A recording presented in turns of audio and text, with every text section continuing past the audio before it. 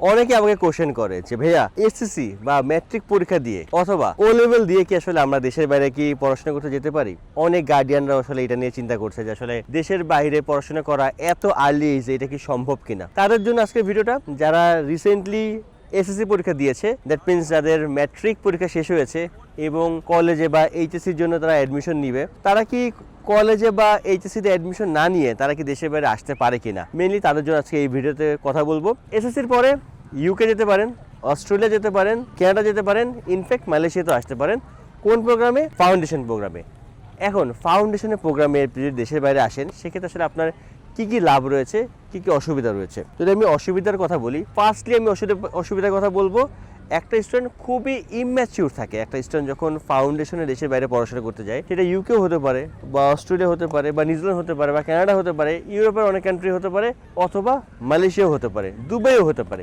তো এই কান্ট্রিগুলিতে কিন্তু আপনি চাইলে পরে ফাউন্ডেশনের জন্য আপনি যেতে পারেন। এখন অসুবিধা হচ্ছে যে একটা স্টুডেন্ট যখন ইউকে, অস্ট্রেলিয়া বা বড় কোনো কান্ট্রিতে যায় বা মালয়েশিয়াতে আসে, মাত্র সে এসএসসি পাস করছে, সে একটা ইম্যাচিউর একটা স্টুডেন্ট। কারণ দেশে বাইরে একটা স্টুডেন্ট যখন আসে, তাকে কিন্তু সব কিছু তাকে নিজে নিজে করতে হচ্ছে। যে খাবার দাবারের ব্যবস্থা করা থেকে শুরু করে ইউনিভার্সিটিতে যাওয়া আসা সব কিছুই তার নিজেটা নিজে করতে হয়। তো একটা স্টুডেন্ট কিন্তু সেই পরিমাণ ম্যাচিউর থাকে না এই ফাউন্ডেশনে আসার জন্য। বাট পাশাপাশি কিন্তু অনেক সুবিধাও রয়েছে।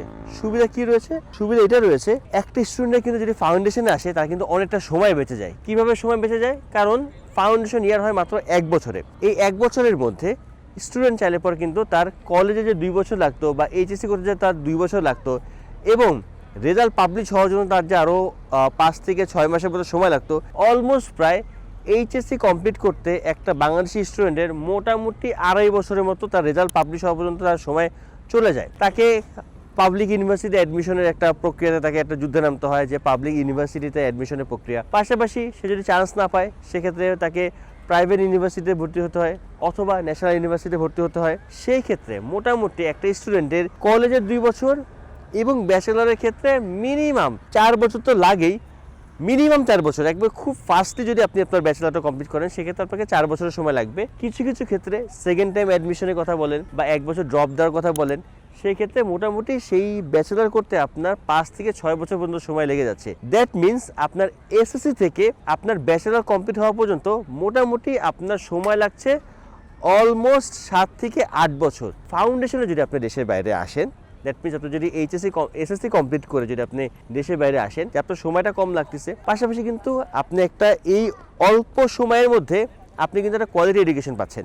একটা স্টুডেন্ট যখন একটা দেশের বাইরে পড়াশোনা করতে আসে, সেটা ফাউন্ডেশন লেভেলে হোক বা ব্যাচেলার লেভেলে হোক, তার আসলে কিছু এক্সট্রা কিছু তার মেরিটস কিন্তু সে যোগ করে ফেলতে পারে।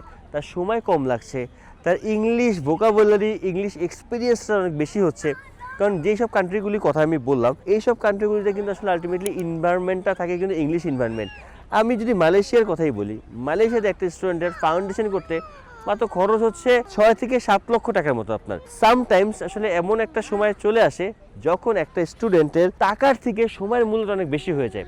একটা স্টুডেন্ট যখন দেশের বাইরে ফাউন্ডেশন করতে আসে, দেশের বাইরে কিন্তু ব্যাচেলারটা মাত্র 3 বছরে, তো তার ফাউন্ডেশন এবং ব্যাচেলার মিলে সে 4 বছরের মধ্যে সে তার কোর্সটা কমপ্লিট করতে পারছে। বাংলাদেশে সেই জায়গাতে কিন্তু মিনিমাম 6 থেকে 8 বছর সময় লাগতো। সেই জায়গাটায় একটা স্টুডেন্ট ডিরেক্টলি ফাউন্ডেশন শেষ করার পরেই সে ব্যাচেলর কমপ্লিট করছে মাত্র 4 বছরের মধ্যে। এতে তার সময় নষ্ট কম হচ্ছে, সে কিন্তু খুব আর্লি এজে প্রফেশনাল ক্যারিয়ারে কিন্তু শুরু করতে পারছে। এটা কিন্তু one of the biggest achievement একটা স্টুডেন্টের জন্য। কারণ আপনি যদি সময়ের কাজ যদি সময় করতে পারেন এবং সময় থেকে যদি আপনি এগিয়ে যেতে পারেন, আমরা আসলে এই বয়সে এসে আমরা বুঝতে পারতেছি আসলে আমাদের কিছু জিনিস অনেক আগে যদি আমরা স্টার্ট করতে পারতাম, আমরা মনে হয় লাইফে অনেকখানি এগিয়ে যেতাম। আমাদের অনেক ছোটো ভাই রয়েছে যারা আসলে আর্লি এই ধরনের ফাউন্ডেশন কোর্স এবং ব্যাচেলারটা খুব তাড়াতাড়ি শেষ করার কারণে তারা আসলে ক্যারিয়ারে আমাদের থেকে অলমোস্ট 5 থেকে 7 বছর এগিয়ে গিয়েছে।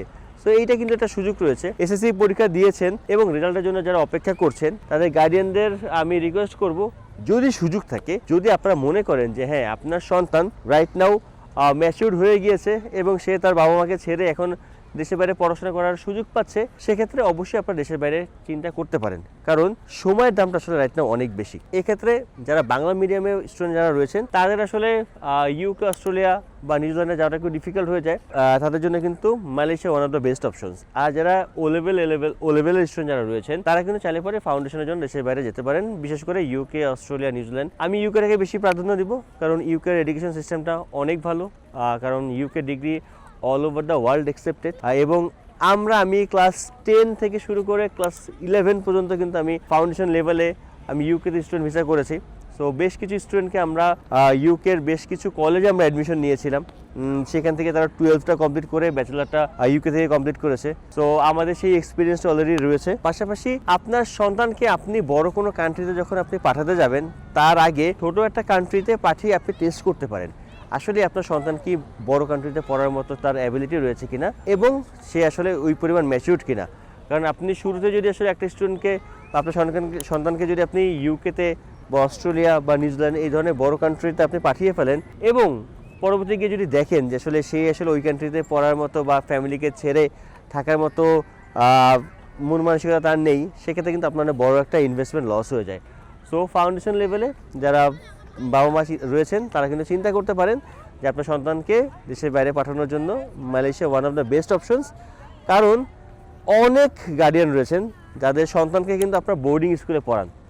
সো বোর্ডিং স্কুলে যদি আসলে 5, 6, 7, 8 যদি পড়তে পারে, সেক্ষেত্রে ফাউন্ডেশন লেভেলে আপনি আপনার সন্তানকে মালয়েশিয়াতে পাঠালে পরে কিন্তু খুব একটা রিস্ক রয়েছে এরকম না। কারণ মালয়েশিয়া বাংলাদেশের খুব কাছের একটা কান্ট্রি, আপনি চাইলে পরে খোঁজখবর নিয়ে আসতে পারবেন এবং খুব অল্প বাজেটের মধ্যে আপনার সন্তানের সময়টা বাঁচাতে পারবেন। সময়টা বাঁচানো কিন্তু সবচেয়ে বেশি ইম্পর্টেন্ট। 7 বছর 8 বছরের কলেজ এবং অনার্স মাস্টার্সটাকে আপনি যদি 4 থেকে 5 বছরের মধ্যে নিয়ে আসতে পারেন, আপনার সন্তানের লাইফে যদি 3 থেকে 4 বছর আপনি সেভ করতে পারেন, 3 থেকে 4 বছরই সে এগিয়ে গেল। Thank you so much.